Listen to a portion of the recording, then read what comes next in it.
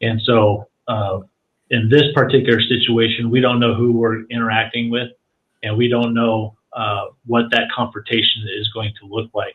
On Thursday, Kaiser police, tipped off by JiDion, made 2 arrests. 29-year-old Kyle Andrew Monroy of Kaiser and 41-year-old Christopher James Lloyd of Portland. JiDion says his team, acting as decoys, would communicate with the men and pretend to be a minor, then arrange for a place to meet. I'm not, the judge, jury, executioner, but I am the snitch. And, I will tell the police what these guys are doing. JiDion sees what he's doing as the right thing. If we can get these guys locked up and get the information to the police, then we should definitely do that. Police, on the other hand, see it differently. The Albany Police Department and area agencies, we do our own stings, and those stings are also very productive, but they're controlled to minimize risk to the public and certainly not put anyone in jeopardy that's unnecessary.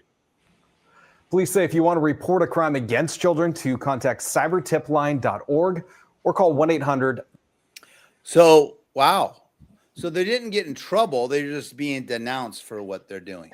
So basically what these guys did is they probably screwed the case up pretty good. This guy's going to get away with it, more than likely. Because what happens is in these cases where police departments can do these sting operations, they can pose as young children and what have you to lure in these sexual predators.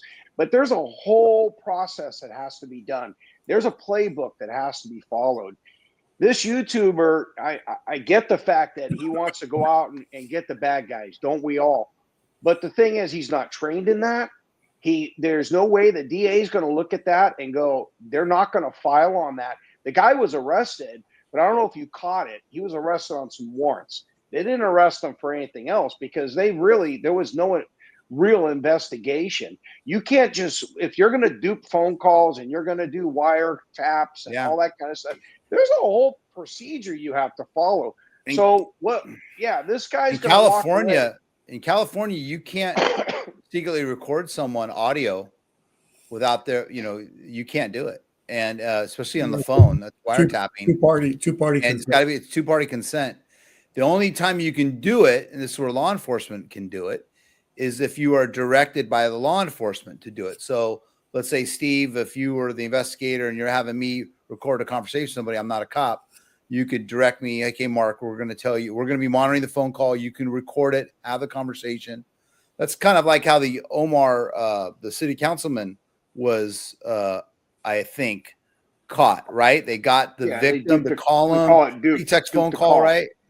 Right? Pretext, right? I call it duped pretext. And got him to talk about the alleged incidents from years ago. And then that was used as evidence. But again, you have to be directed by a police officer to do that.